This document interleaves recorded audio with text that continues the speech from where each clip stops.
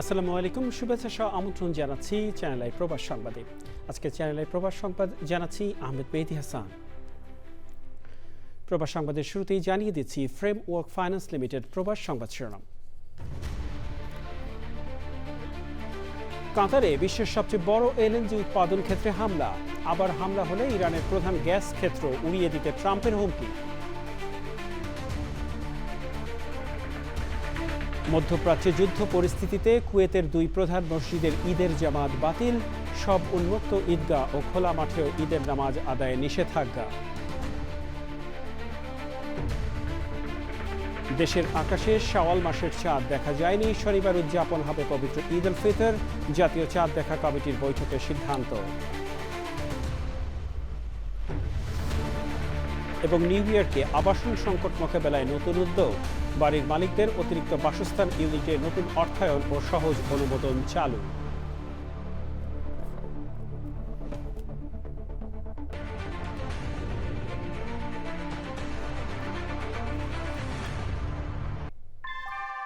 New ইয়র্কে প্রবীণদের কাছে আস্থার নাম অল কাউন্টি হোম কেয়ার। এখানে পাচ্ছেন প্রিয়জনের যত্নে অভিজ্ঞ কেয়ার গিভার। কল করুন 646-444-2266।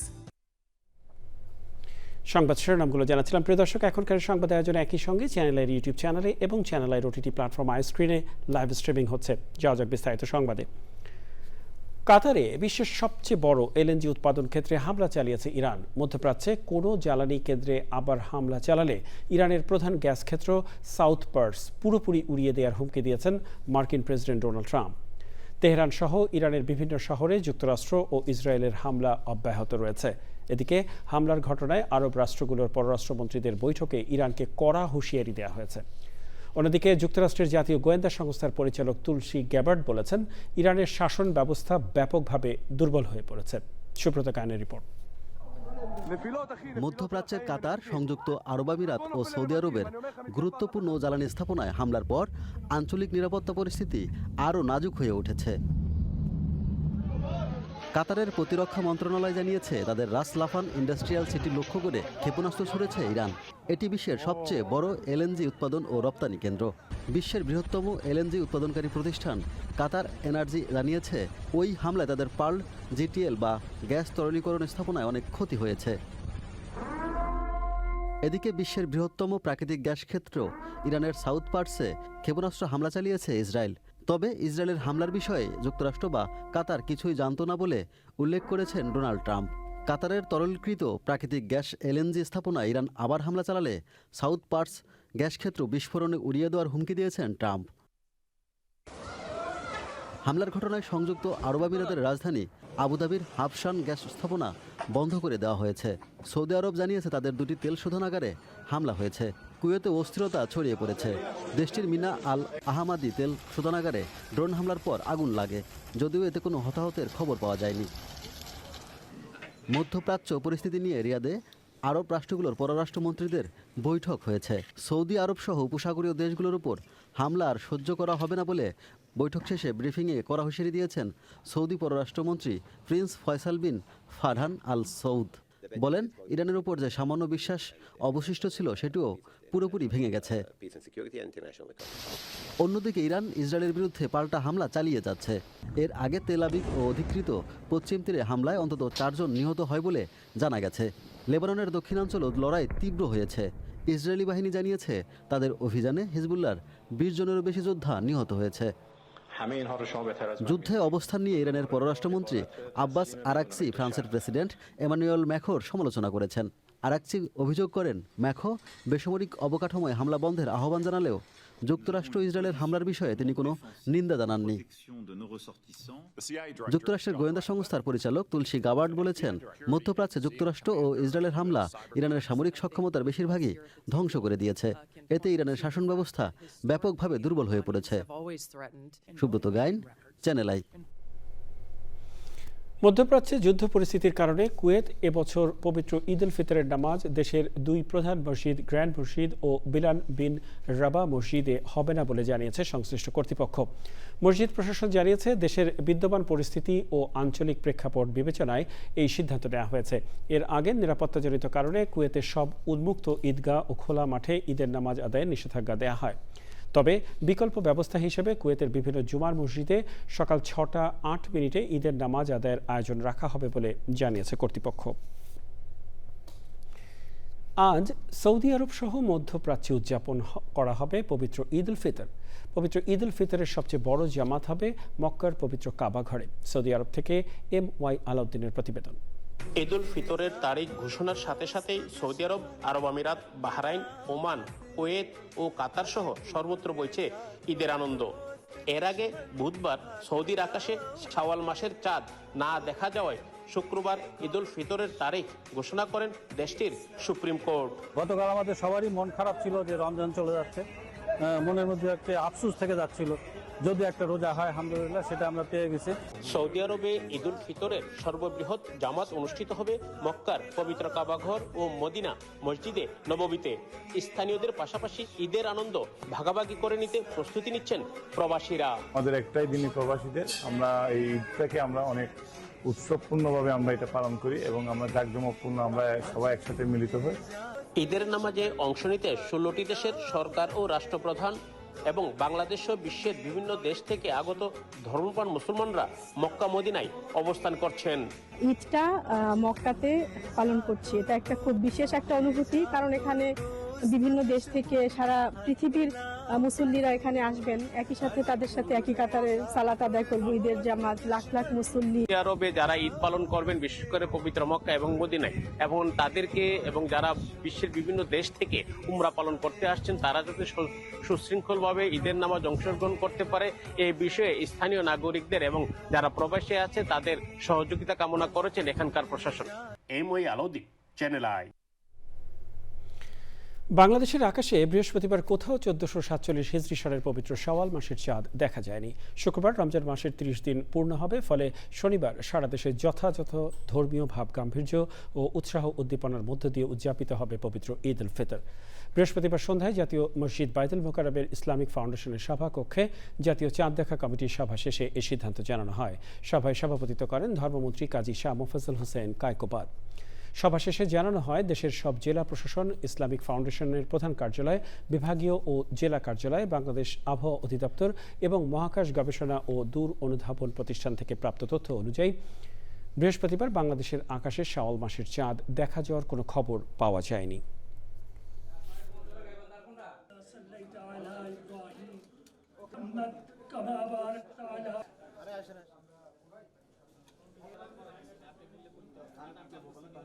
বাংলাদেশের আকাশে পবিত্র শাওয়াল মাসের চাঁদ দেখা যায়নি।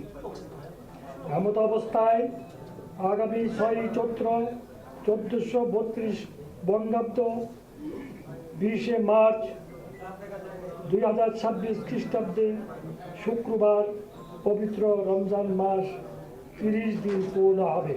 আগামী 1 শাওয়াল 1447 হিজরি 7 চৈত্র 1432 বঙ্গাব্দ 21 মার্চ 2026 তারিখ শনিবার সারা দেশে পবিত্র ঈদ উল ফিতর অনুষ্ঠিত হবে ইনশাআল্লাহ। ইসলামে পবিত্র রমজান পালন এবং ঈদ উদযাপন নির্ভর করে চাঁদ দেখার উপর। একসময় সরকারি ঘোষণার পাশাপাশি ঈদের চাঁদ দেখা হতো উৎসবের আমেজে। তবে প্রযুক্তি নির্ভর সামাজিক যোগাযোগ মাধ্যমের এই সময় সেই আবেদন নেই বললেই চলে। নিউ ইয়র্ক থেকে শফিক আহমেদের রিপোর্ট। 90-এর দশক পর্যন্ত ঈদ উদযাপনের শুরুটা হতো চাঁদ দেখার মাধ্যমে, বিশেষত ঈদ উল ফিতরে। নিউ ইয়র্কে চকচকে আকাশে এবারের ঈদ উল ফিতরের চাঁদ দেখে পুরনো দিনের কথা স্মরণ করলেন প্রবীণ প্রবাসীরা। আমরা অনেক সময় রাত 10টা বা 11টা পর্যন্ত দাঁড়া থাকতাম চাঁদ দেখার জন্য। তারপর যখন আকাশটা ক্লিয়ার হইতো তখন চাঁদ দেখে তারপর আমরা ঘরে ফিরতাম আর কি। তখন চাঁদ দেখার পরে আজান দিতে হতো, একজন আজান দিতেন, তখন আমরা খুব আনন্দ উল্লাস। সৌদিতে চাঁদ দেখা গেছে, তখন খুব আনন্দ লাগতো। এভাবে ছোটবেলা আমরা করতাম, চাঁদ দেখতাম। হিজরি মাস গণনা শুরু হয় চাঁদ দেখে, তাই ইসলামের তাৎপর্যপূর্ণ দিনগুলোর উদযাপন নির্ভর করে চাঁদের উপর। আলেমগণের মতে চাঁদ দেখা শুধু বর্ষ গণনা নয়, ইসলামে এটি খুবই গুরুত্বপূর্ণ। আমাদের ধর্মে আমরা আমাদের যা কিছু আমরা পালন করি আমরা রোজা পালন করি, হজ পালন করি, আমাদের সব কিছু চাঁদ দেখার সাথে সংশ্লিষ্ট। যেমন আমরা রোজা শুরু করব চাঁদ দেখে, রোজা শেষ করব চাঁদ দেখে। সিয়াম সাধনার মাস শেষে চাঁদ রাতে কেনাকাটা ও রান্নায় ব্যস্ত না হয়ে বেশি বেশি ইবাদত করার পরামর্শ দিয়েছেন আলেমগণ। নিউ ইয়র্ক থেকে Soumik Ahmed, channel I. New ইয়র্কে আবাসন সংকট মোকাবেলায় বাড়ির মালিকদের জন্য নতুন উদ্যোগ ঘোষণা করা হয়েছে। New York city mayor Zohran Mamdani অতিরিক্ত বাসস্থান ইউনিট নির্মাণ সহজ করতে আধুনিক টুলস, প্রি অ্যাপ্রুভড ডিজাইন এবং আর্থিক সহায়তায় নতুন পরিকল্পনা উন্মোচন করেছেন। এর মাধ্যমে খরচের প্রাথমিক ধারণা পাওয়া যাবে এবং দ্রুত অনুমোদনের জন্য প্রস্তুত নকশা ব্যবহার করা যাবে। এছাড়া ব্যাকইয়ার্ড কটেজ, বেসমেন্ট অ্যাপার্টমেন্ট কিংবা গ্যারেজ কনভার্সনের মতো বিভিন্ন ধরনের ইউনিট তৈরির সুযোগও রাখা হয়েছে। দীর্ঘমেয়াদী এই পরিকল্পনার মাধ্যমে আগামী 15 বছরে প্রায় 20,000 নতুন ইউনিট তৈরি করার লক্ষ্য নির্ধারণ করা হয়েছে, যা নিউ ইয়র্কের আবাসন সংকট কমাতে গুরুত্বপূর্ণ ভূমিকা রাখবে। বিশেষজ্ঞদের মতে এই উদ্যোগ শুধু আবাসন খাতেই নয়, বরং স্থানীয় অর্থনীতিতেও ইতিবাচক প্রভাব ফেলবে। মার্কিন প্রেসিডেন্ট ডোনাল্ড ট্রাম্প প্রশাসনের বন্ধ করে দেয়া আন্তর্জাতিক সংবাদ মাধ্যম ভয়েস অব আমেরিকা পুনরায় চালু করার নির্দেশ দিয়েছেন যুক্তরাষ্ট্রের ফেডারেল আদালত। একই সঙ্গে প্রতিষ্ঠানটির শত শত সাংবাদিককে চাকরিতে পুনর্বহালের নির্দেশ দেওয়া হয়েছে। ডিস্ট্রিক্ট কোর্টের বিচারক রয়েস ল্যাম্বার্ট এর রায় দেন। এতে কর্তৃপক্ষকে 1 সপ্তাহের মধ্যে পুনরায় সম্প্রচারে ফেরানোর নির্দেশ দেন। ট্রাম্প দ্বিতীয় মেয়াদে ক্ষমতায় আসার কয়েক সপ্তাহ পর এক নির্বাহী আদেশে দিয়ে 1942 সালে প্রতিষ্ঠিত এই প্রতিষ্ঠানটি বন্ধ করে দেন।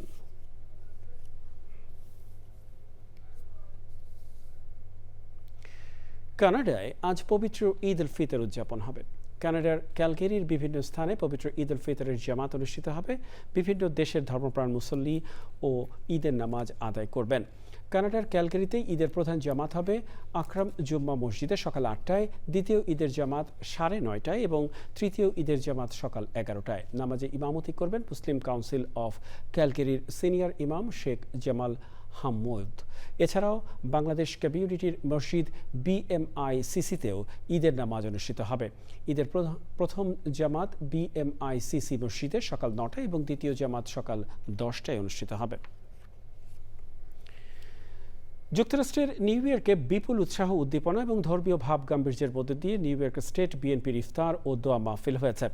নিউ ইয়র্ক স্টেট বিএনপি নেতা অলিউল্লাহ আতিকুর রহমানের সভাপতিত্বে প্রধান অতিথি ছিলেন বিএনপির কেন্দ্রীয় নির্বাহী কমিটির সদস্য গিয়াস আহমেদ। বিশেষ অতিথি ছিলেন যুক্তরাষ্ট্র বিএনপির প্রতিষ্ঠাতা সদস্য আখতার হোসেন বাদল। অনুষ্ঠানে বিএনপির প্রতিষ্ঠাতা শহীদ প্রেসিডেন্ট জিয়াউর রহমান এবং সাবেক প্রধানমন্ত্রী বেগম খালেদা জিয়ার আত্মার মাগফিরাত কামনা করা হয় এবং দেশ, জাতি সহ মুসলিম উম্মার শান্তি কামনায় বিশেষ মোনাজাত করা হয়।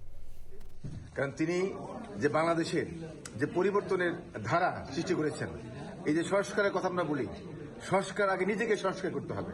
আমাদের নবনির্বাচিত প্রধানমন্ত্রী আমাদের জনাব তারেক রহমান, ওনার পক্ষ থেকে এবং দেশ এবং দলের পক্ষ থেকে আপনাদের সবাইকে ঈদের শুভেচ্ছা। প্রিন্ট ও ইলেকট্রনিক মিডিয়ার প্রতিনিধি, রাজনৈতিক নেতাদের সম্মানে ইফতার আয়োজন করেছেন যুক্তরাষ্ট্রের প্রবাসী বাংলাদেশি কমিউনিটি ব্যক্তিত্ব জাকির এইচ চৌধুরী ফাউন্ডেশন ও এক্সিট কন্টিনেন্টাল রিয়েলটরের কর্ণধার জাকির এইচ চৌধুরী। প্রতি বছরের ধারাবাহিকতায় নিউ ইয়র্কের একটি রেস্টুরেন্টে অনুষ্ঠানে দেশ ও জাতির কল্যাণ কামনা করে দোয়া পরিচালনা করা হয়। ইফতার মাহফিলে উপস্থিত অতিথিদের সঙ্গে জাকির এইচ চৌধুরী মতবিনিময় ও কুশল বিনিময় করেন। পুরো আয়োজনটি সৌহার্দ্য, সম্প্রীতি ও ভ্রাতৃত্ববোধে মিলন মেলায় পরিণত হয়।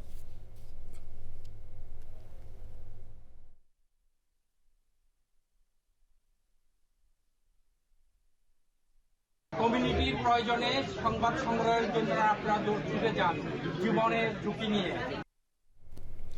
এদিকে যুক্তরাষ্ট্রের নিউ ইয়র্কে বরো অফ ম্যানহাটন কমিউনিটি কলেজে ভাবগাম্ভীর্য ও উৎসবমুখর পরিবেশে অনুষ্ঠিত হয়েছে ইফতার মাহফিল। বাংলাদেশ স্টুডেন্ট অ্যাসোসিয়েশন আয়োজিত এই অনুষ্ঠানে শিক্ষার্থীদের স্বতঃস্ফূর্ত অংশগ্রহণে পরিণত হয় এক টুকরো বাংলাদেশে। শিক্ষার্থীরা জানান, প্রবাসে ব্যস্ত জীবনে BSA এর ইফতার পারস্পরিক ভ্রাতৃত্ব ও সৌহার্দ্য বাড়ানোর সুযোগ করে দিয়েছে। বিদেশের মাটিতে দেশীয় আমেজে ইফতার করতে পেরে তারা আনন্দ প্রকাশ করেন। ইফতারের আগে দেশ ও জাতির মঙ্গল কামনায় বিশেষ দোয়া ও মোনাজাত করা হয়।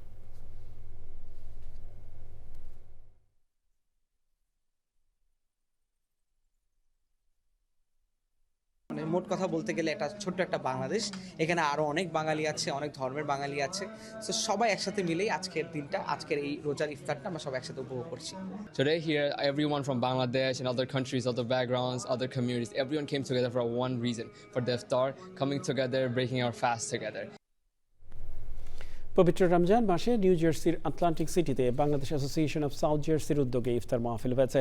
বাংলাদেশ কমিউনিটি সেন্টারে আয়োজিত ইফতার মাহফিলে মুসলিম উম্মার সুখ, শান্তি ও সমৃদ্ধি কামনা করে দোয়া ও মোনাজাত করা হয়। প্রবাসী বাংলাদেশিদের মিলন মেলা বসেছিল এখানে। BASJ-এর সভাপতি জহিরুল ইসলাম বাবুল ও ট্রাস্টি বোর্ডের চেয়ারম্যান আব্দুর রফিক ইফতার মাহফিলে অংশগ্রহণকারী সবাইকে আন্তরিক ধন্যবাদ জানান।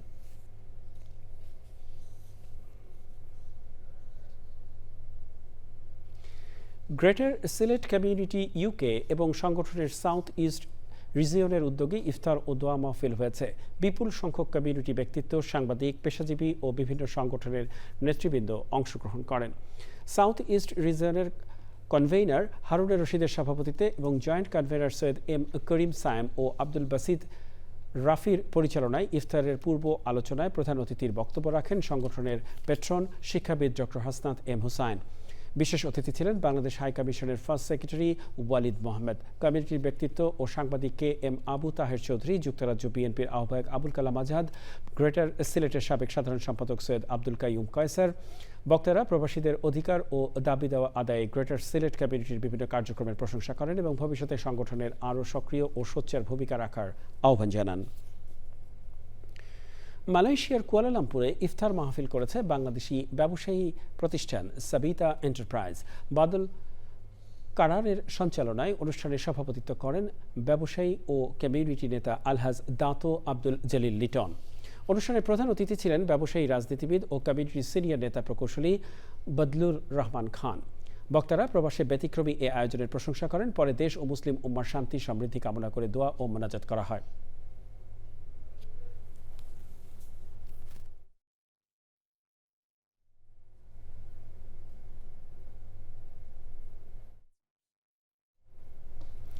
কুয়ালালামপুরে বাংলাদেশি ফুটবল ক্লাব BDFC মালয়েশিয়ার আয়োজনে ইফতার মাহফিল হয়েছে।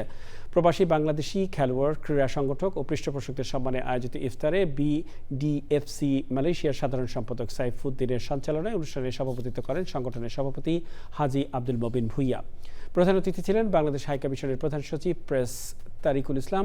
বিশেষ অতিথি ছিলেন ইউনিভার্সিটি মালায়ার প্রফেসর দাতো আলিল আবদুল্লাহ, যুবদল মালয়েশিয়া শাখার সভাপতি জসিমউদ্দিন এবং অন্যরা।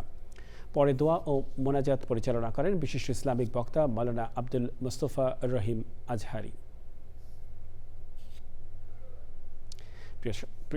প্রিয় দর্শক, সংবাদের শেষ প্রান্তে আমরা চলুন আরও একবার জেনে নেওয়া যাক যা ছিল এখনকার ফ্রেমওয়ার্ক ফাইন্যান্স লিমিটেড প্রবাস সংবাদ শিরোনামে। কাতারে বিশ্বের সবচেয়ে বড় LNG উৎপাদন ক্ষেত্রে হামলা, আবার হামলা হলে ইরানের প্রধান গ্যাস ক্ষেত্র উড়িয়ে দিতে ট্রাম্পের হুমকি। মধ্যপ্রাচ্যে যুদ্ধ পরিস্থিতিতে কুয়েতের 2 প্রধান মসজিদের ঈদের জামাত বাতিল। সব উন্মুক্ত ঈদগাহ ও খোলা মাঠেও ঈদের নামাজ আদায়ে নিষেধাজ্ঞা।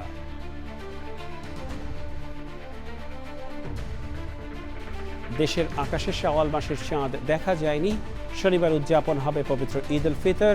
জাতীয় চাঁদ দেখা কমিটির বৈঠকে সিদ্ধান্ত। এবং নিউ ইয়র্কে আবাসন সংকট মোকাবেলায় নতুন উদ্যোগ। বাড়ির মালিকদের অতিরিক্ত বাসস্থান ইউনিটে নতুন অর্থায়ন ও সহজ অনুমোদন চালু।